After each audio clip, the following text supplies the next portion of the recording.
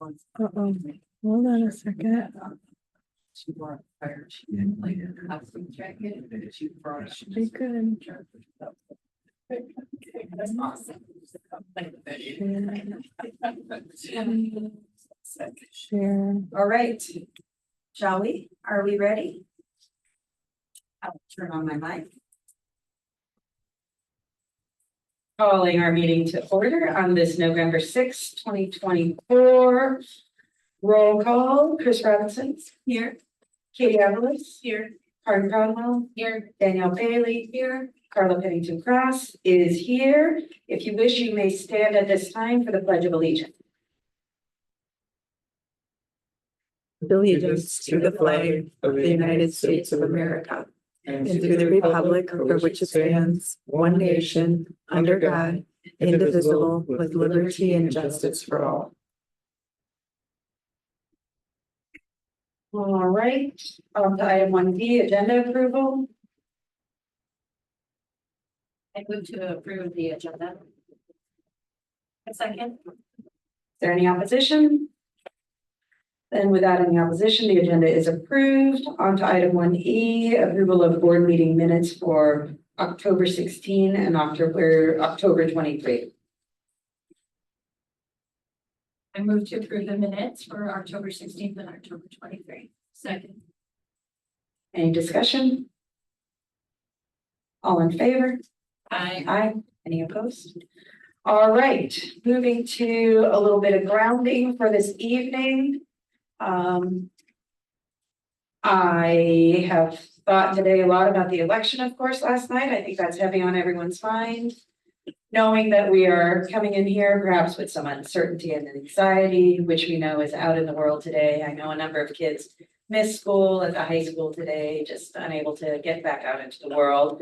And so I want to ground us in a simple idea that in a time of great uncertainty and polarization, here in this space that we have the power to create safe spaces for everyone in our school district family, and we are doing it. This is a nonpartisan safe space founded in our shared love of children and education, our shared universal values grounded in human decency, and our shared commitment to a better future for our kids and for all human beings. I pulled out our equity non-negotiables to help me with this. And I read through them and realized, of course, they reflect and illustrate these values. And I wanted to just state for the record and for anyone who's listening and who needs that safe space, some of these foundations in our equity non-negotiables. We accept each other. Each person's identity and worldview is unique and valuable, each of us. We take action to eliminate inequities and social injustice in our schools. We listen to each other. We create safe and brave spaces for all voices. We expect challenges, discomfort, and failures. We learn, we keep trying. And I'm thankful for all of us here doing all of these things together. All right, item 2A, public comments. Are there any members of our public here who would like to comment on non-agenda items? All right, moving on to item 3A. Oh, anyone online?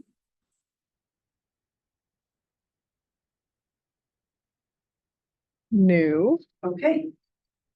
Item 3A, superintendent update under our strategic pillar of exceptional staff and leadership.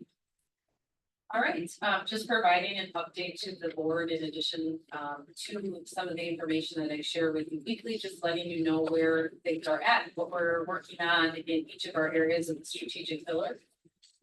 In whole child growth and development, we have been looking at time to review attendance and behavior data to ensure accuracy. So really taking a look at that on a monthly basis and reviewing it with the building level administrators to make sure that we are adequately meeting the needs of students, intervening early and supporting where we need to be. Spending time in classrooms and lunchrooms and at recess to learn more from our students about their experiences and feelings at school. some of our students at Parkway shared that they would like gaga ball, you know, so you have to keep chasing the balls. That's a great idea. I don't know how I'm gonna make it happen. Supporting the development of a clear guide to identify multi-tiered systems of support with the Director of Student Services and the Director of Teaching and Learning. So we have come a long way in the time that I've worked in our district to make sure that all of those tiers are developed and designed, and really it's encapsulating that into a document that helps be a guiding force for a district so that there's clarity among our parents and stakeholders, our staff, as you know, as they kind of come into that work and they can be able to understand these are the ways in which we support, this is what we do with those supports working, and this is how we take next steps to problem solve. So good work happening there. Our strategic pillar around our empowered community. We did several referendum information sessions. I've spent some time engaging in various community events and attended school-wide events. So some examples are the October 24th information session that was held virtually. I attended the Lions Club and Cake Breakfast on October 26th. And then also the North Shore Strings Festival.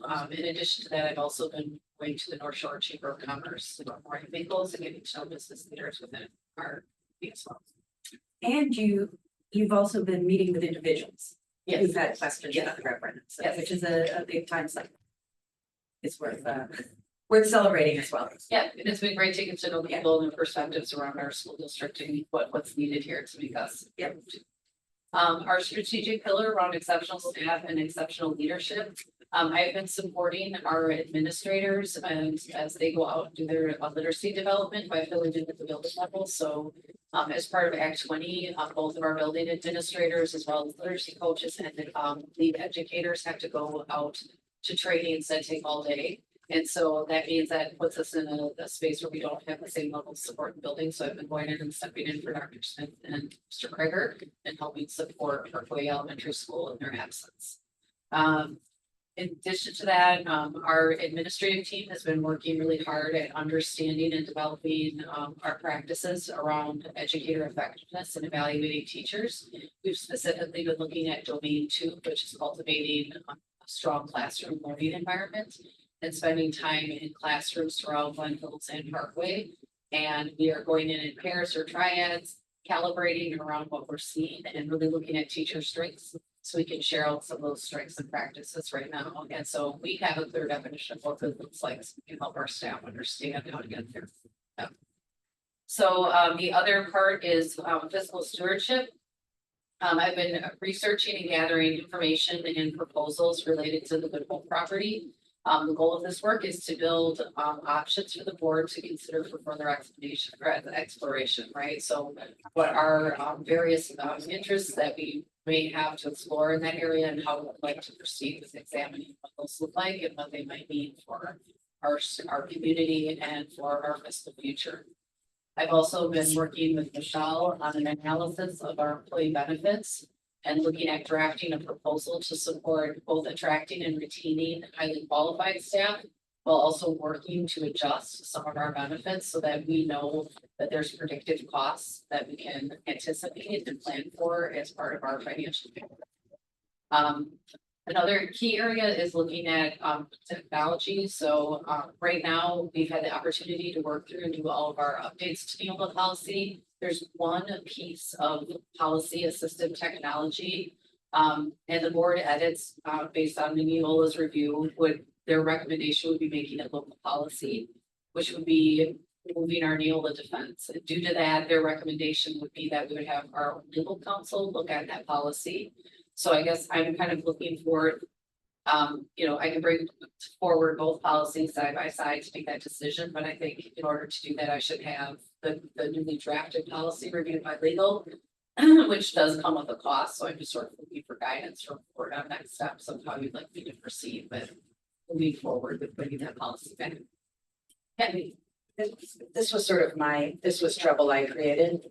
Well, and I think with the budget extensions, Yeah. I will say within the context though of the existing Neola document, it does offer for us to be able to afford a level of access to students that you were aiming for with better language. Doesn't decline it. right? It doesn't limit it as a district, we can choose to do what we want to do. Yeah. I guess I would be inclined to not approve legal costs. Same thing, same. And I finally understand, it's that language of special needs which threw me. So as Anna finally explained to me, I read that list of options that they had. English is same language homelessness as examples. And Anna was explaining that that's actually a list of specific special needs, many identified legally. That's why they're there. They are in fact special needs identified under law and DPI policies and stuff. So I'm now appropriately schooled on that. So I'm wondering if, I get it, finally. It took time, but I get it. So I'm, rather than taking it to legal, I'm wondering if I could go back to the original policy and still try to clean up the English, but without changing that special needs meaning. So run it by this retired lawyer and then maybe one last take back to Neola to say, we just fixed the English, a little bit of grammar. If everyone's comfortable with that, that's what I would propose is the next step in my journey of understanding this policy and dealing with it and accepting it. All right. So if that works for everyone, I'll work with Anna on getting that done quickly. It's an albatross now, right? Right. Thanks for honoring my deeper thinking on this policy than was expected. Good things have come out of your, navigational policies in the past. Maybe not on this one. Absolutely. Well, that concludes my update. I guess I'll open it up to any questions or board might have. We'll start over here. Chris. Have there been any identified patterns with regards to tardiness, attendance, and movements that you're not expecting or that you find are helpful toward targeting needs? We definitely are noticing there's a pretty strong pattern of tardiness to school, but also within that at Glen Hills, we're seeing some tardiness that occurs within some of the transitions. So it's working with teachers and students to understand the importance of timeliness, but then also to be recognizing that in our buildings, because of the way we're structured here at Glen Hills in particular, some transitions don't take more than 2 minutes, some transitions do. So the time allotment between classes can be tight if you're coming from the basement and have to make a stop. So really working with teachers to say, like, if you have a student who was, hitting the end of the period and has to put away an instrument and then get to the third floor, can you provide a pass just so there's clarity around that? So we're cleaning up some of those other tardy pieces. And also noticing, I don't know if you're a parent here, you're looking at the Thursday folder, you're starting to see some flyers about the importance and helping parents understand the why of attendance. So I think some of the key things that we're seeing is that attendance to school, particularly at Parkway in the morning, is really challenging because we have students coming in at the start. I think Mr. Becker would be able to confirm that as a guest, that we have a very significant number of students who are reporting to school each day. Probably within 15 minutes late. Yeah, by about 8:15, we feel like we have the majority of our students in the building, but that leaves a good half-hour chunk of our day that students have missed some really important activities within the classroom, especially morning meetings that happen that build classroom culture and climate. So we've been sharing that through our Thursday folders with parents of the importance of getting to school on time. With regards to the MLSS, I know that it was relatively rolled out last year. It takes time to build something that is a product of strength.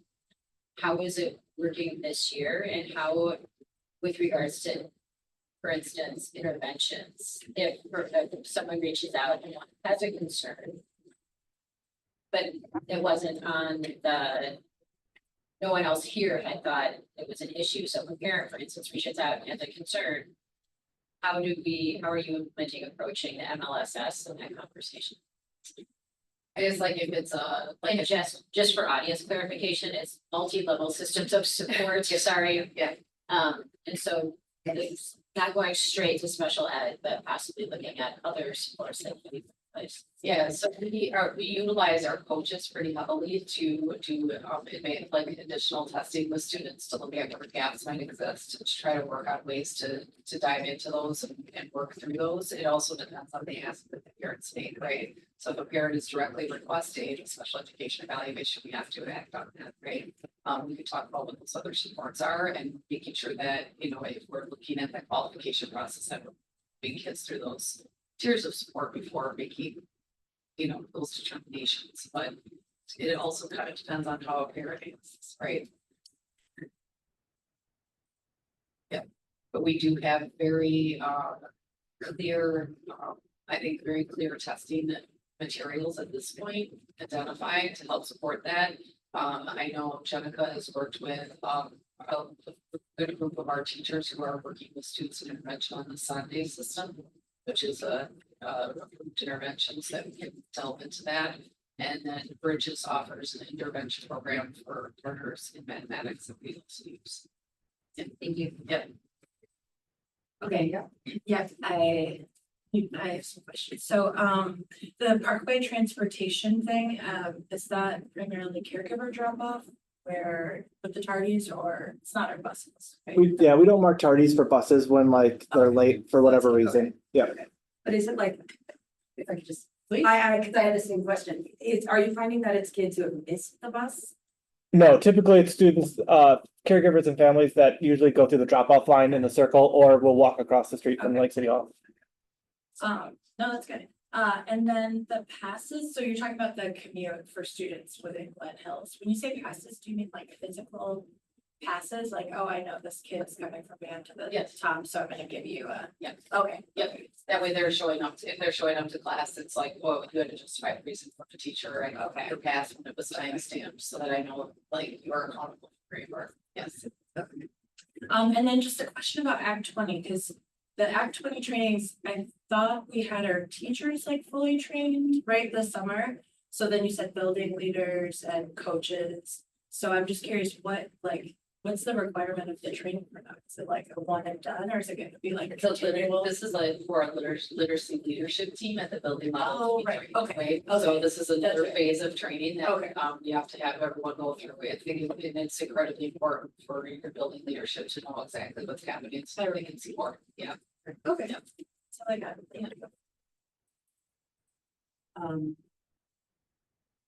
Only question I had was just to make sure I remember this right. We're gonna get a more thorough update on attendance, discipline, those kinds of things in December, Yeah, right? the first month of December is when we will bring all that data, because it will be the closeout of our trimester.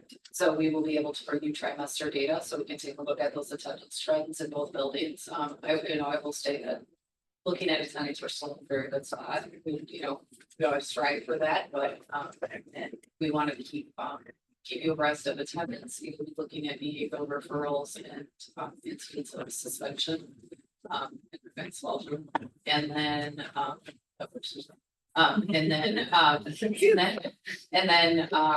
you'll also be looking at the academic data coming from STAR.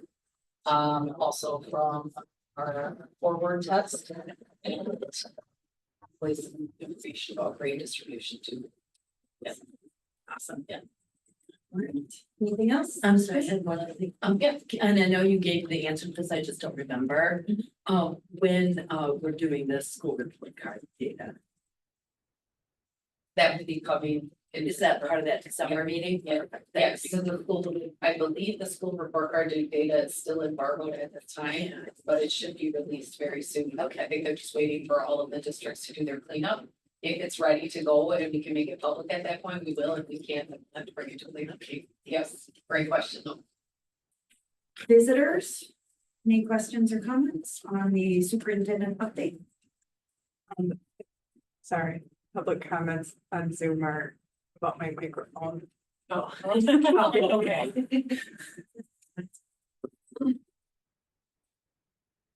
Should we all recite his name and address for the record? Because I bet we know it by now. Wayne Martin, 7275 North Fort Washington Road, apartment number 1221, Glendale, Wisconsin, 53217. So first, I wanted to say it is a relief that when she asked, this will be an extra cost, you want me to do it? Because many of you said no, that is a relief, thank you for that. And since good old property was mentioned, just wanted to say my 2 cents on it. If you increase the rents there a good bit, hopefully that should be able to pay for rent repair, potentially other community service fund expenses where you could potentially cover summer school and then some and not need to necessarily levy the local taxpayer, but your decision to make, I'm sure you'll be considering that other stuff later. And then for the good work that you did on informing the public on budget needs, what you're doing, what you're doing going forward. Just for reference, my mother lives in Long Beansville School District where they very much did not have good communication and is about 400 or 500 votes from flipping, whether it was a yes or no for their referendum. So made a bigger cushion. For benefits, do those have to run through board approval before they're changed?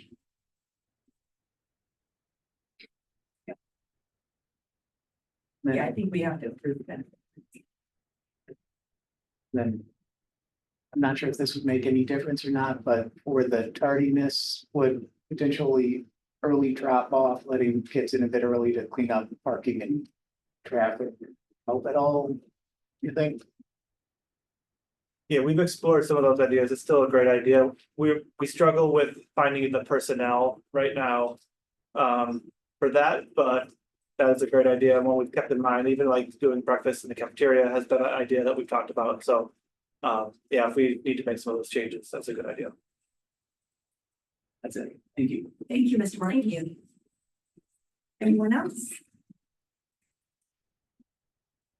Okay, moving on to item 4, category 4, strategic pillar of whole child growth and development. Today we have a Parkway spotlight with Mr. Krager. Welcome. Thank you. All right. I'll be looking behind you, but that's okay. My favorite part is all of our celebrations. Yes. So we've been doing a lot of things. We're going to share out a few of those that we've done, both from a school-wide lens as well as like some particular classroom lens. And so first is kind of like our school culture, and that happens through a bunch of different ways. But the 3 that we're highlighting today are our school-wide. Well, we call them school-wide morning meetings, but they have now transitioned to school-wide afternoon meetings that we do on Friday afternoons, which are a ton of fun. It's an opportunity for each grade level to kind of have an opportunity every month to talk about one of our character words that we take pride in, and they kind of demonstrate what that looks like, sounds like, it feels like at Parkway as well as within our community and at home. They do a bunch of different celebrations, we sing, we dance, and we end it always with like a minute to win a game. That's a lot of fun. We welcome everybody to come, parents, board members, come on in. It's a blast. There's chairs around the outside of it so you can experience it. It's a lot of fun. Every month we do one of those. It's usually the first Friday of every month. And then we also have crew time, which was new last year. Our culture committee at Parkway took the lead on this, particularly our 3rd grade teacher, Kamei Kim. And she started this crew time, which is an amazing opportunity for our students to have access to one another that maybe they don't have across grade levels. And so every adult in our building, I shouldn't say every adult, most adults in our building have a small crew that we meet once a month with that has anywhere from like 8 to 10 or 11 students from kindergarten all the way to 3rd grade. And we do a fun activity with them together. They build relationships across grade levels and with another adult in our building. I will say when I walk down the hallways, I often see somebody stopping and giving their crew leader a hug or giving one of their crew members a high five. Our administrators are also part of that. So Anna has a crew, Kelly, Jenica, everyone's on board. It's a lot of fun. It was a little chaotic the first time. We are going to get better, and it's awesome. And then our 3rd is our spirit days. They always align with our school-wide morning meetings, but we do some spirit days. with some amazing things with our students that they can show pride. And it's one of the highlights for our students every month for sure. In the past few months, we had some really cool things happening. Our K-5 book parade happened a few weeks ago, which is a great opportunity for our kindergartners to celebrate their beginning journey of becoming a reader.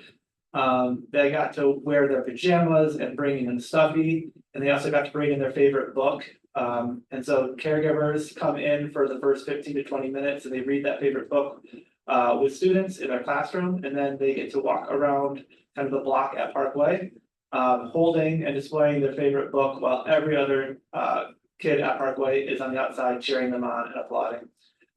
They have a blast. In my house, I've heard about the K-5 book parade for the last 2 weeks because he was so excited about it. So it's a really cool opportunity for our kids.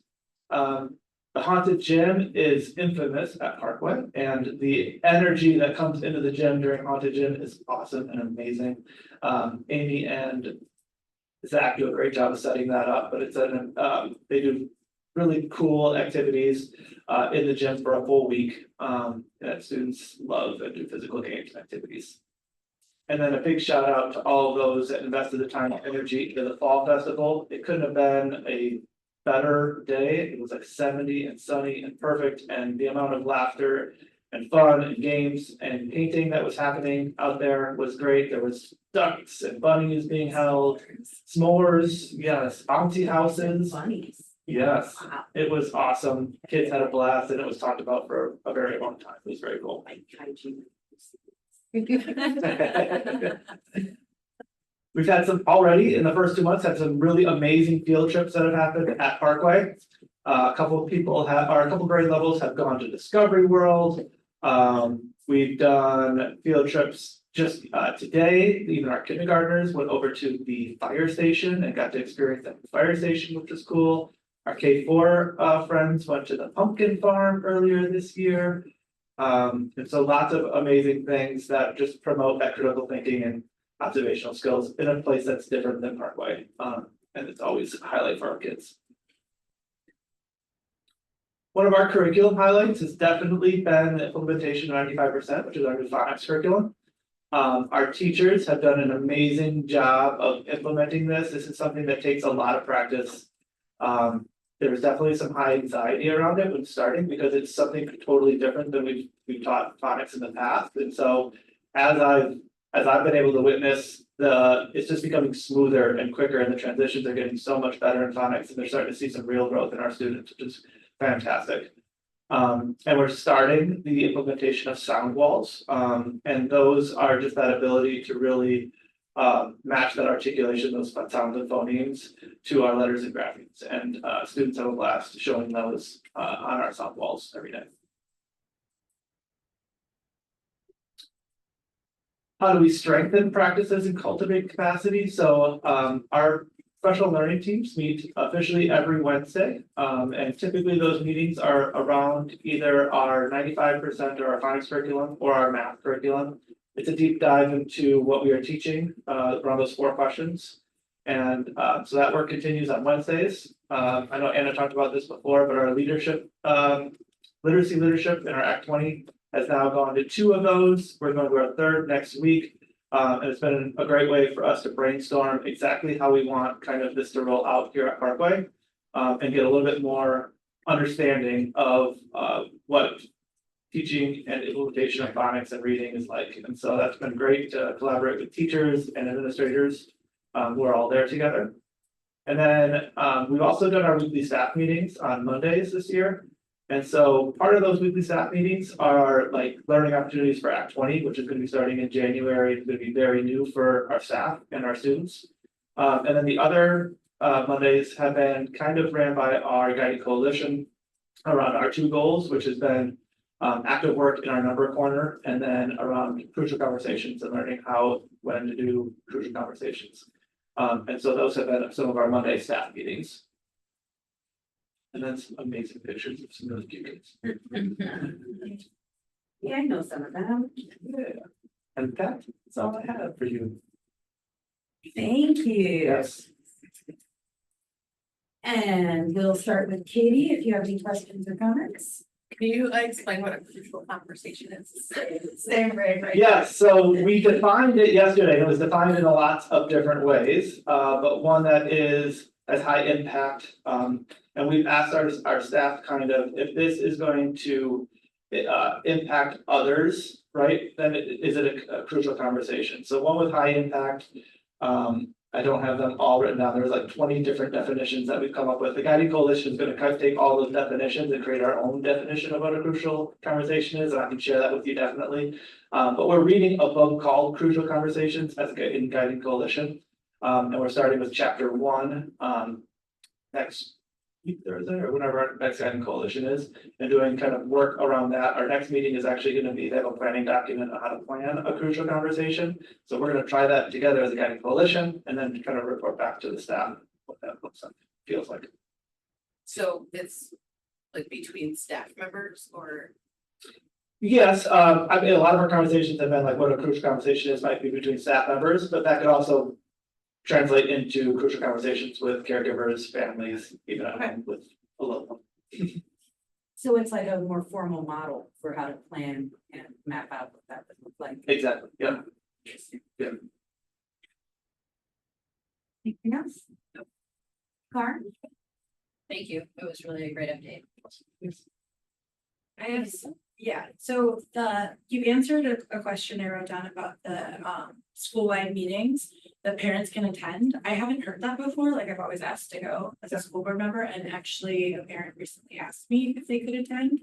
So my thought was, on the calendar, there's no time, and I know the time has changed, so that might be like maybe a note on the calendar, or it makes me think in general about like the volunteer opportunities and like the ways for parents to get into school. And right now it feels very siloed by like teacher, and the teacher has to be comfortable like asking. So this is like probably a fridge moment, but thinking about is that like a general volunteer list, parents who or families, caregivers who want to come in and do the library stuff, or who want to just help teachers with like menial logistical tasks, and they could just sign up for an hour here or there, and whatever work is there for them, they could do, so it's not incumbent upon a teacher to ask their families for help. It's something I was thinking about. And then just like, even in this presentation, maybe if we were putting like something that's going to be public facing, if you're putting the time and that it's open to parents, like then it exists somewhere too, online. Great. I'm just thinking about that because I talk to a lot of parents who want to get into the schools, but aren't sure how welcome or what can they do. Or what about their teachers, so that was the thing. You mentioned 2 goals for the Guiding Coalition. What was the crucial conversations and those are? Work around number corner, right? So we looked at our data from last year, both from like our forward tests and some of our other assessments that we do throughout the year. And math was obviously an area that we thought we needed to like do some focal points with, and we thought number corner was a good way for us to do some like direct kind of professional development during those Monday PDs to support that goal. Guiding Coalition is separate from the PLTs. Guiding Coalition is a group of who then. One day I'd love to kind of figure out how all of these things sort of fit together, because if the PLTs are focusing on math and phonics, is it the weekly meetings that staff get to like come together about other things, or the things pertinent to them outside of math and phonics, and then the Guiding Coalition just happens it all. Yeah. Been on that. If you want to, yeah. No, put Ryan on the spot. Yeah, I can do it too. Yeah, either one of us could. I mean, I think the key way to think about this is we are a professional learning community, which means all that we do should be growth oriented in that way. And then we have within that professional learning community, various professional learning teams, right? Okay. So those learning teams. Yeah. Right. So the professional learning community to me is just like that's like a guiding philosophy. And then we have these teams. So a great little team is going to be looking at literacy and math because that's where our achievement goals are. But it doesn't mean that, you don't have an allied arts professional learning team that talks about their practices with students either, right? The Guiding Coalition is a group of people that we have at both buildings that actually apply to be part of a committed to being optimistic, to pushing change and to leaning forward and being like comfortable failing forward and really pushing on us to be better in our work as a professional learning community. So they're driving some of that philosophy. Oh, okay. Did I- Yes, Yeah. yeah. So, yeah, so we've had, but it is, and I think weaving that together even for staff sometimes, because those are like a lot of terms that seem like they have a elite membership to them, but really in many cases guided. Yeah. So can a person can be a part of more than one team, Oh, yeah, right? yeah. Or just where you're. Yeah. Interested in. Yeah, so even like their culture committee, I would argue is a professional learning team, because they're saying what's working in her culture, what are we doing when it's not working, like what are, how do we get better at that, how are we analyzing it, right? If you get parent volunteers in the schoolhouse, it's more time. Right, for like teamwork. Absolutely, yeah. I used to volunteer at Parkway, but grade level teams would invite volunteers. And I would come in for like 2 hours a week and just Xerox things or use your weird punch out letters and like, I learned lots of office skills. Yeah. Basic office. So, yeah, but it was neat because I wasn't always necessarily with kids, which is not necessarily the best place. Sure. For a parent like me to be surrounded by kids. But I was in a space where just by having hands on some of the material, I saw some of the curriculum, I saw some of the work, you just sort of osmosis learn. It was very cool, so. Yeah. Sorry, no, that's it. I have a few questions. First I want to say crew time is an idea just sings to me. I love it so much. I love it on so many levels because it's building resilience and relationships and students are meeting people they can trust outside of their classroom, teachers, students they can, oh my God, it just sings to me. So I just want to thank you for doing that. I love it. You said they do fun activities. So of course I was like, ooh, what fun activities does crew time entail? So lots of different things. Typically in the beginning, we do like culture building within that group. So we'll sit in a circle, we'll ask various questions, we'll go around and share your favorite, whatever, right? And that's the building of that. And then, And Yeah. learning relationships. skills. yep, exactly. And then the idea then is to kind of push that into the community, right? And so last year, one of our big activities that took multiple crew meetings was writing cards for one of the nursing homes that was right across the street, right? And that building that capacity to. That service. I Yeah. love it. Yep, so we did that, and that'll be the idea as we move forward.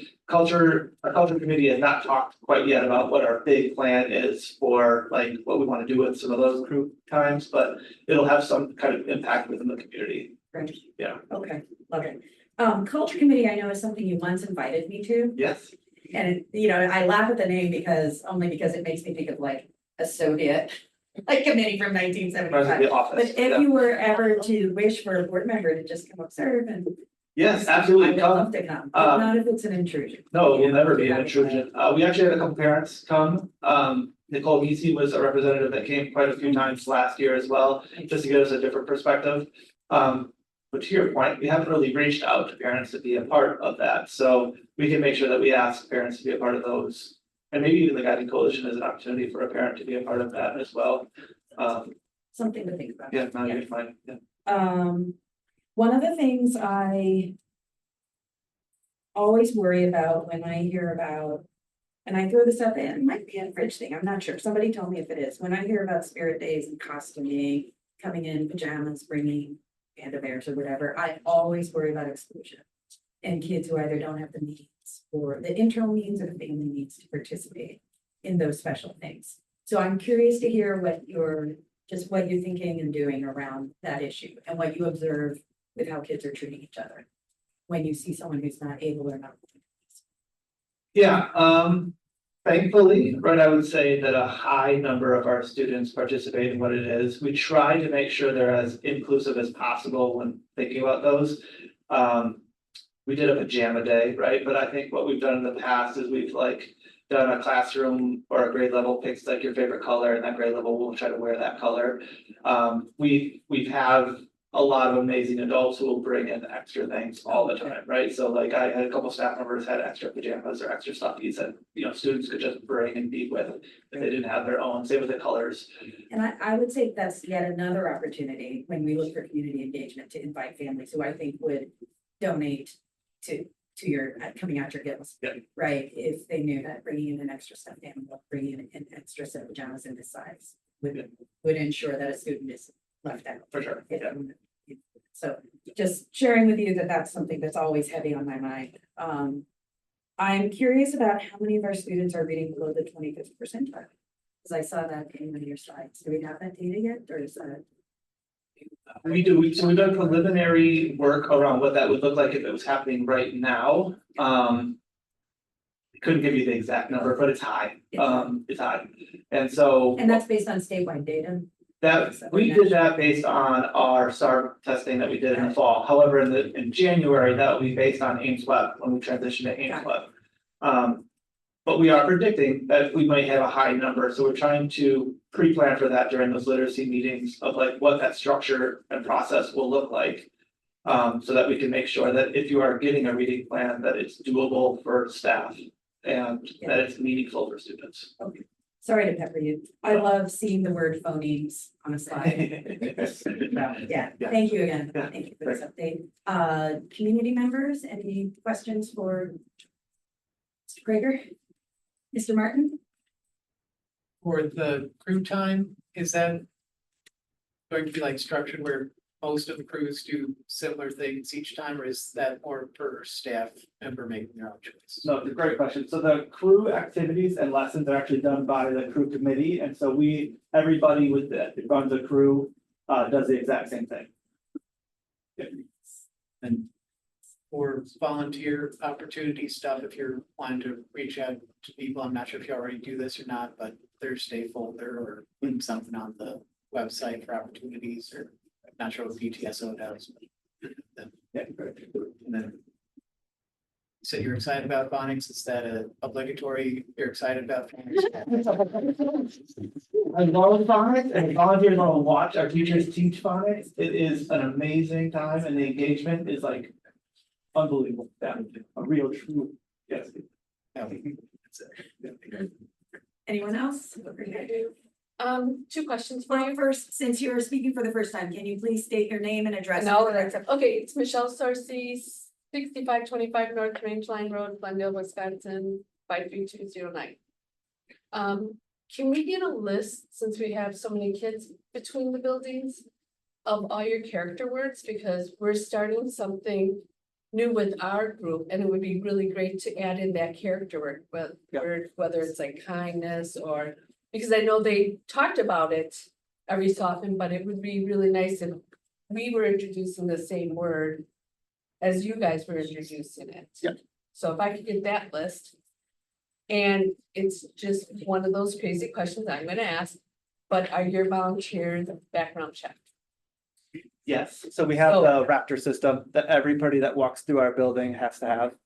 It is great and can also cause like chaos in the front office for like K-5 book, because we have so many people coming in at the same time. But once you go through the Raptor system, once you're good for the following full calendar year. So I could bring mine on in? Yeah. That we did, Yeah. and then we got, okay, I Yeah. was just curious if that's a possibility or whatever.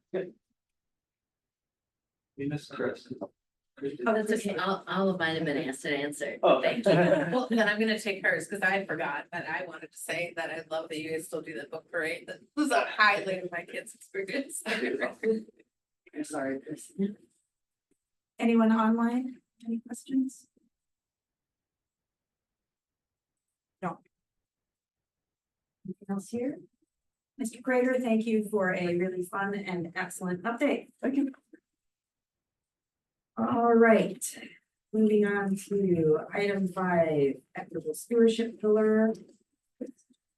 Item A is a recommended resolution.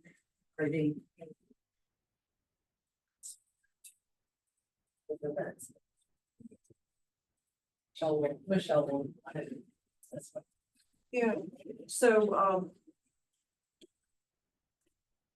for the last several years, the district has had a need in the fall to do some type of borrowing for tax anticipation notes, because the majority of our revenues don't start flowing in until January. So in looking at our cash flow, fees this year. We're looking at low points at the end of November, in December, through up to our first tax payments, and then possibly in June, May, end of May, June into July. So in working with Johnson Bank, they are able to give us a line of credit, which we can pay back. You know, we can borrow from as we go and then pay it back when we have the funds, greatly reducing the amount of interest that we need to pay. So we would pay an upfront fee of $3,000 at closing, which is 10 basis points of the loan, and then $2,500. I'd like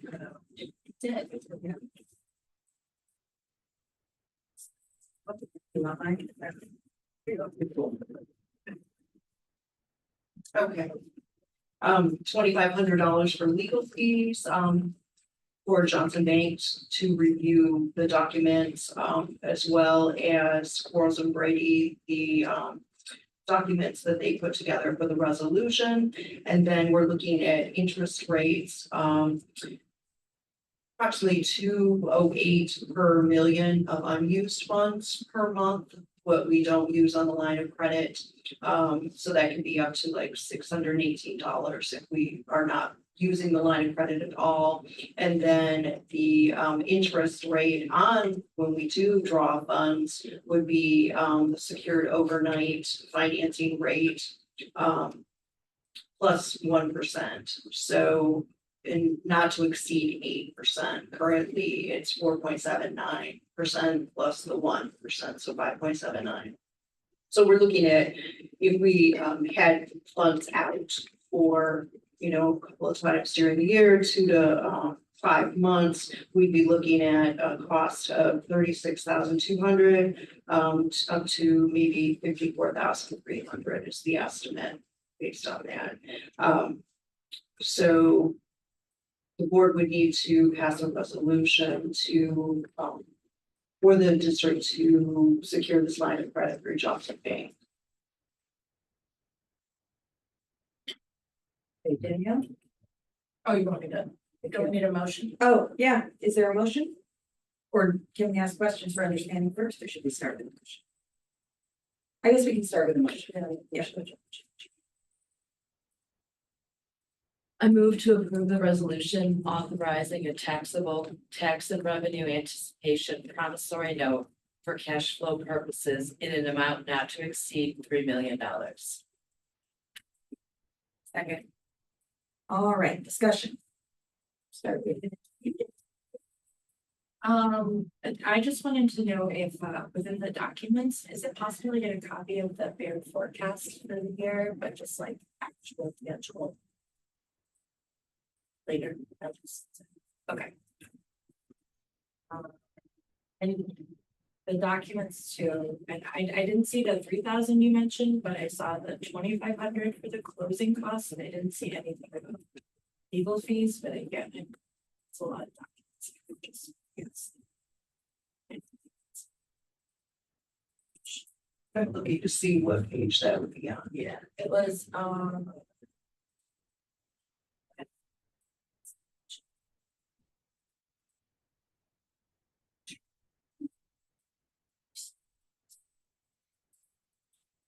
anyway, I mean,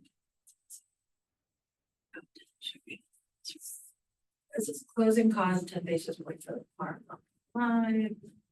Additionally, the district to pay legal fees, this fee is not to exceed. Legal fees, and then there's just a $3,000 down payment. Yeah, I believe it's the 25 basis. No, it was the closing, the 10 basis points on the par amount of the line. Oh, okay, That turns, okay, yes. okay, thank you. Are you having trauma here in the car, like law school trauma? I mean, no, I love reading.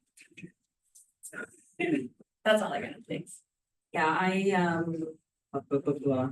So I'm hearing you say $3,000 fee up front, 2,500 legal fees, and then basically if we don't use the line of credit, we're gonna pay about $600 a month just to keep that line of credit available. Is that pretty typical for like business and school lines of credit? To have a B monthly, yes, for what you're not using, yes. And I was looking at, in comparison to last year, we borrowed 5.5 million and we paid over $200,000 in interest. For the whole year. Right, so there's an incentive to keep this total line of credit number as small as possible. That's correct. Yeah, okay. And then I heard you say $36,200 in base cost. Did I got. No, I was just estimating that if we needed to borrow $2 million for 5 months, maybe a couple different times during the year, that, and we had it out for 5 months, that could be approximately $36,000. All right, but otherwise, if we don't have to draw on the line of credit, we're looking at like less than $15,000. That's correct. Okay, great, thank you. Okay, Chris.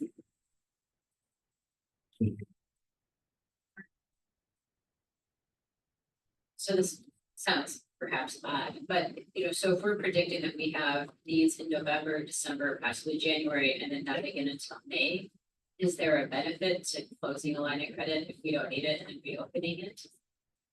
Or is it because those front fees, like that 2,500 and that 3,000 would still exist, would actually be too expensive? That's right. Thank you, because I was like. And there's an issue of stability, right? Like, I don't know. It's nice to There's have a probably line a of credit, I'm practice, sure, a right? in practice case with something banks. hit us, right? Okay, visitors, any questions or comments? I see a hand behind you, Mr. Martin. Hi. You sir, you have to jump up. Justin Rodriguez, 5742 North Sunset Lane.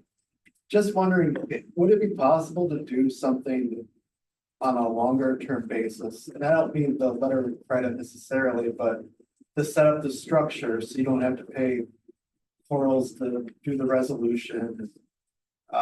Just handle all the closing costs. So I know the rates could change all the time, but is there anything that the district can do with its ability to have this kind of locked and loaded, just so you wouldn't have to go through a lot of this process each year? Which is what homeowners do, right? I've never done the line of credit, but isn't that kind of how it works for? The open line of credit. Keep it open. That's what you're talking about, right? Like a long term. I don't even know if you can keep it open. There's just a lot of labor things to be done to get it finished. I'm just wondering if any of that could just be done once and then just set up for the future. Yeah, there will be something I'm looking at. I do know that as this is structured like a tax anticipation note, those can only be open for so long. But if we could work around the, have maybe it opens and closes on those deadlines, but look at something that's already put into place. I will look at that. Okay. Thank you. Thanks, Justin. And Mr. Martin. That was going to also be one of my 2 questions. The other one I had is more of a mention. You don't want to pay interest, which is why it's always good to have a fund balance available.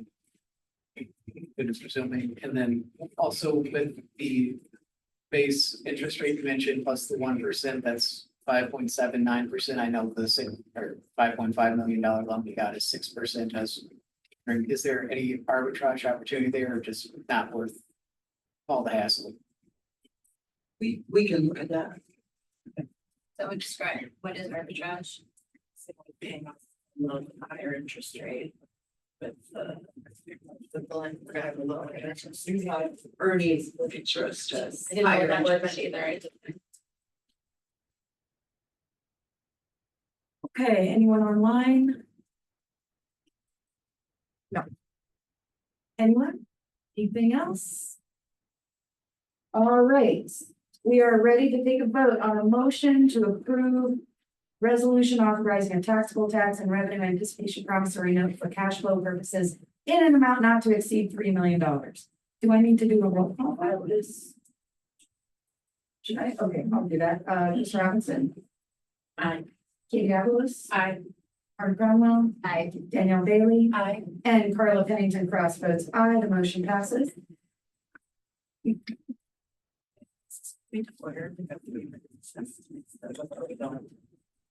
Yes. Second, is that okay? I'm Is the, unless I hear any opposition to go into recess, we will recess for 5 minutes. Thank you. No opposition. Should like to rub up their hands and signing. Okay, so stop there. All of us have to sign these documents at some point, so use restrooms. All right.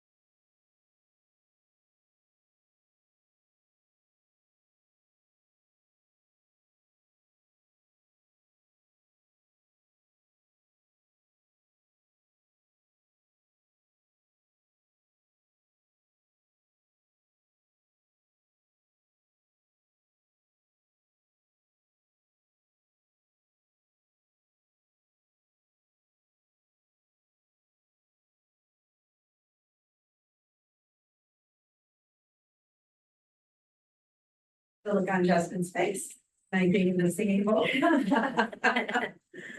On to item 5B, referendum update.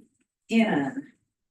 All right, I will start by saying, based on the numbers that were put in, we will canvass on Monday, the 11th at noon. And our district board of canvassers will take a look at those election results and certify them.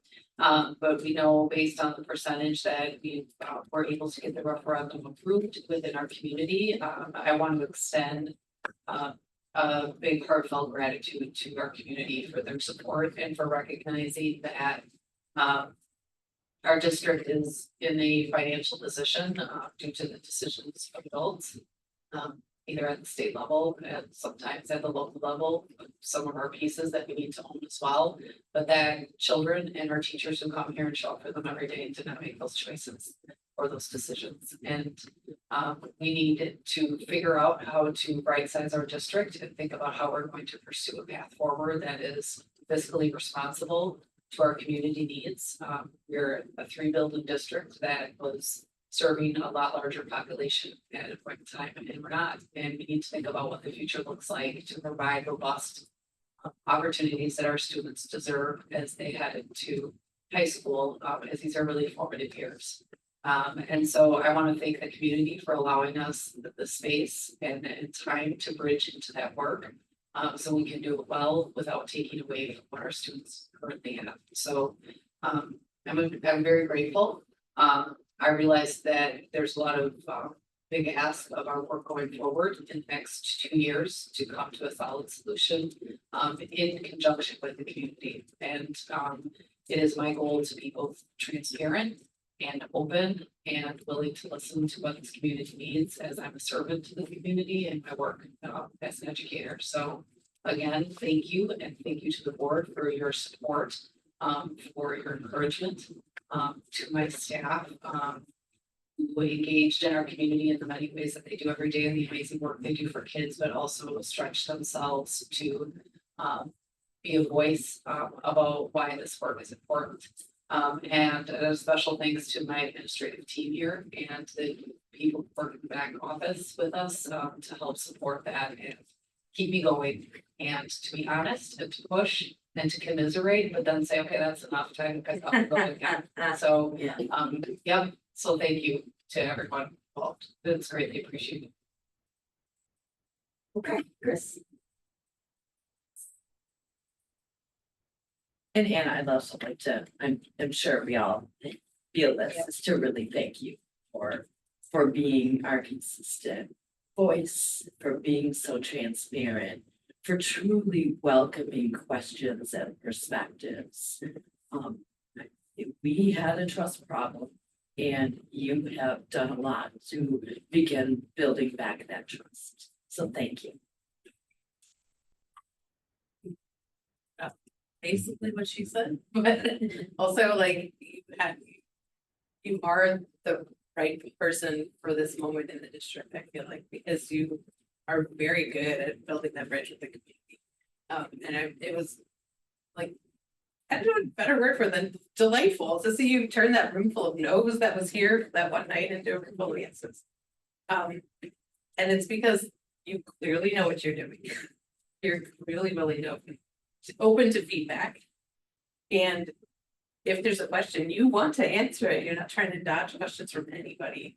So I'm really grateful that we have you in this moment. And yeah, thank you. I hope you get the deserved rest. That you're supposed to share with me, because I suspect that you have had extraordinarily long days. I'm sure everybody in the district has had, but you stepped into this at a time where you already recognized how significant your choice was. And it was because of your informed perspective, a really big thing for you to move out of a space where you were happy and comfortable and excited and engaged and making really good change into a space where there was a lot less security and certainty and predictability. So thank you for that. Ms. Danielle. I'm still processing, I don't know the words, but I am grateful to our community and the parents and families that did some advocacy and outreach and our teachers who have. I'm just, yeah, I'm very grateful. My head already starts thinking about those next steps too, and I'm really grateful that those next steps get to be more engagement and more advocacy, and not looking at things that would just break our heart to look at. So I'm grateful that that's the work that we have ahead of us.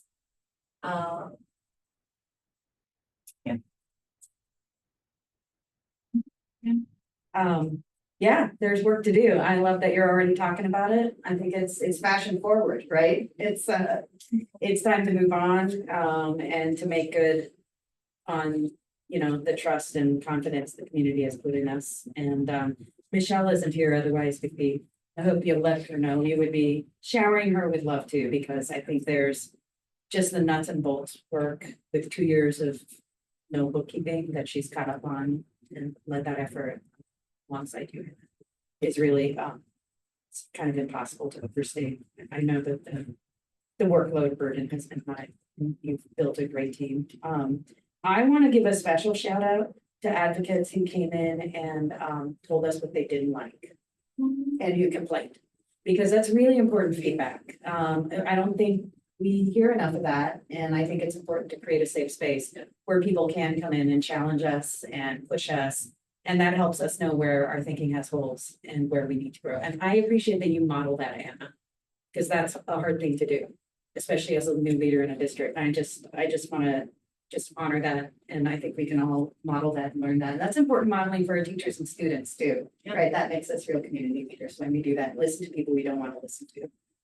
So I want to give that special shout out, and yeah, onward. Thank you, voters. Thank you, everyone. Can I piggyback on your side with us? So when I looked at the results, I saw close to 6,000 yeses, but I also saw about 3,000 no's. So when I see that, I'm like, that's 3,000 members of our community that I want us to be able to reach and engage and educate about public funding of, state funding of public schools. And so yes, that's the work I see, And I actually think that's that advocacy, especially at the state level, is a great zone for board members to work in. Yeah. Right, the nuts and bolts, the bread and butter, just the hard board planning and all that is really in Anna's hands and Michelle's hands. But we have a big job to do to take advocacy to the state level around public funding for public schools. So that Pewaukee workshop coming up next week is a great place to start learning some of that stuff. Anything else from the board? Anything from community members? Ms. Martin?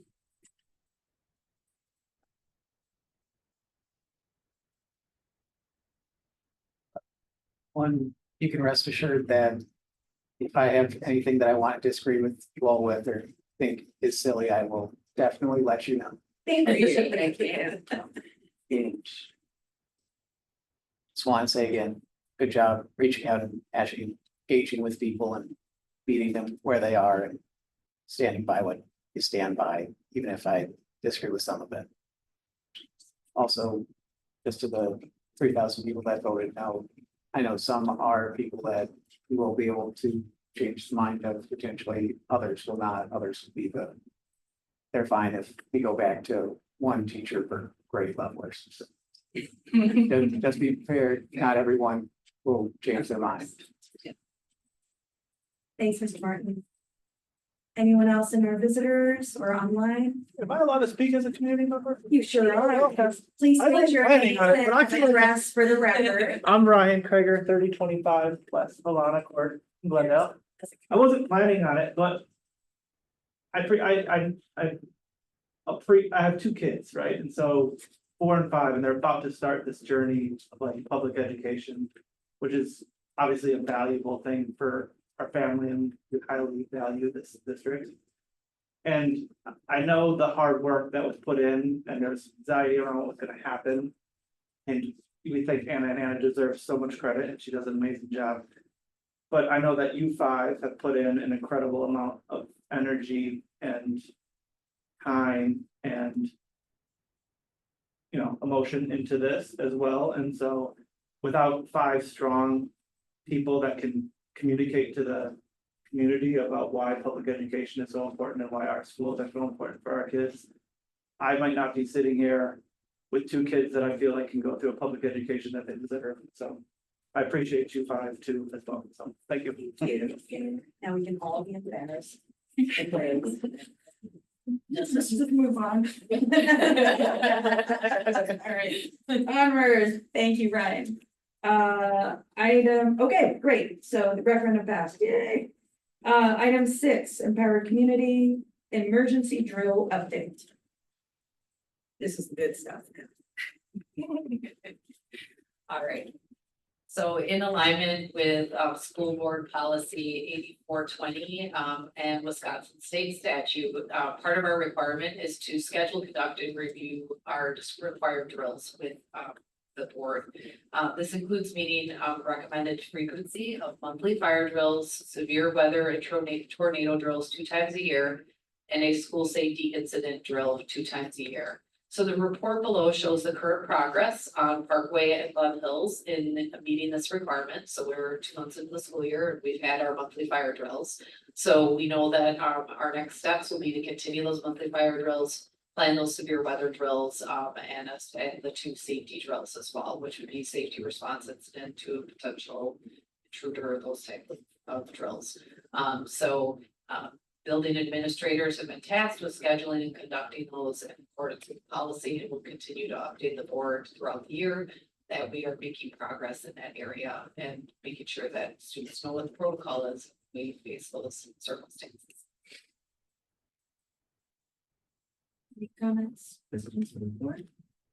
Just that I was really impressed with the evacuation times. Yes, it goes fast. It goes fast. I'm telling you, like, I feel like it's like, as a building principal, I'll tell you, I had to try to figure out how I was gonna run upstairs and down. We all have different floors to clear. Yeah. And like, one time Willie wasn't here when we had a drill go off, and I was like, I gotta cover almost the whole building by myself, make sure everybody's out. I'm like, I don't have much time. So yeah, and you're moved, yeah, they get out.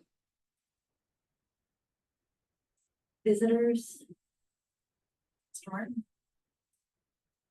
On the publicly shared document, there's a column for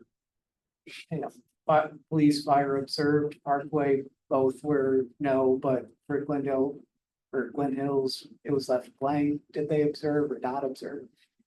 I do not believe that they observed, but I do know that the fire department was actually called out. They didn't come and observe, but they were called out to help us turn off of our system on the 9/26/24, just because we had some issues with sometimes it gets glitchy and we can't get it to turn off again. Yeah, so we needed help with that. Are they They're, supposed to observe? they're only required, it's One observation. one a year. observation. a year. Yeah, one observation a year. Yeah, and we usually make that arrangement with them in advance so they can see the whole process. Not on the backside.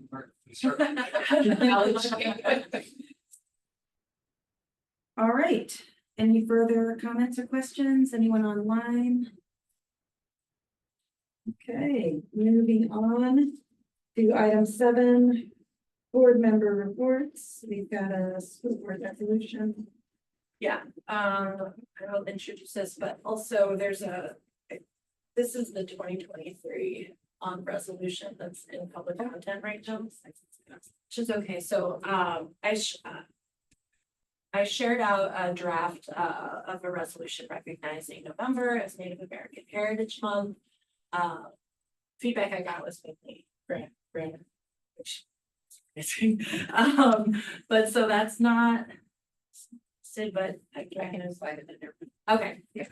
And I won't read it, but I will I will say a couple of things, I guess, which are that if this resolution is approved this month, ideally in a couple of weeks or next month, we will get a report from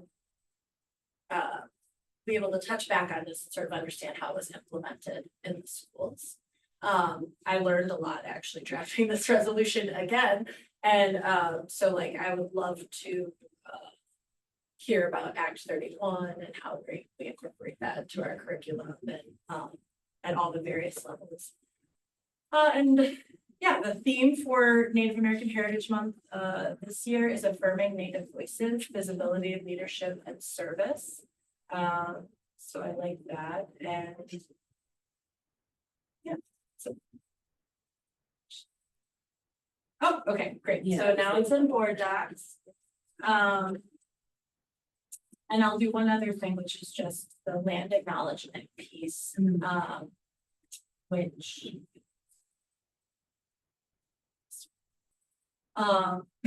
So Glendale stands on the Potawatomi Indian villages once stood where Glendale now is. There's burial mounds in Cletch Park. That attest, yeah, that attests to Slutty this. Hill is a very. Really? Yeah. This is the first time I've ever heard that. Well. I always wondered why that hill was there, Yeah. but it's and- not marked. Interesting. So, right.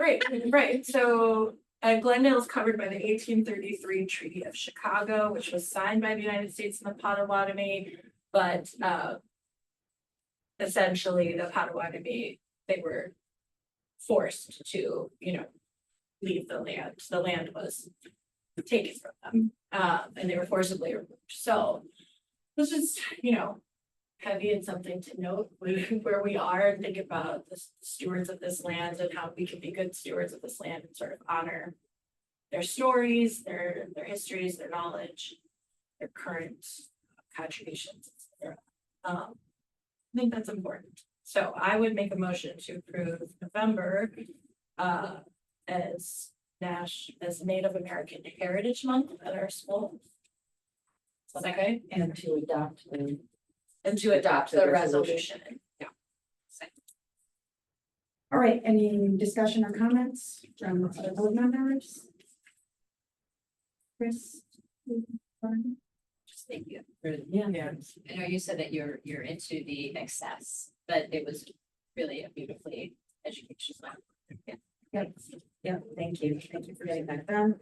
And Danielle has started putting together, slightly off topic, but has started putting together a calendar that we're gonna work on to map out resolutions for the coming school year so that we can also give school staff a better sense of like kind of, and that's gonna support that culturally responsive curriculum as well. Gonna get us all on one aligned page. So thank you for doing this one, Danielle. Any visitor comments or online? Okay, all in favor of approving the resolution declaring November Native American Heritage Month? I say aye. Aye. Passes. And my goodness, that clock has me confused, but we are an hour and 15 minutes in, and we are on to our meeting closing. Time for the debrief, and I just want to start this by saying, what an efficient and fantastic meeting, full of information and good stuff with room for lots of questions, and we're done in an hour and 15 minutes on a very tired day. Well done, everyone, and thanks for a lot of visitor participation. Anyone else? I would just like to say thank you to our board groupies. No, but truly, I mean, it's really great to have people in the audience participating and engaged. It's really crucial. And these next 2 years, I mean, they're a gift to us. And also we'd like to see more of this and have more participation online so that we really know that people are connected and they know how to reach us. It was very surprising to have so many public people come and say, like, we just don't know how to reach you. And I'm like, we're literally here. Like, yeah, like, come talk. We have opportunities. And also, please share your thoughts and your insights. That's thankful for them.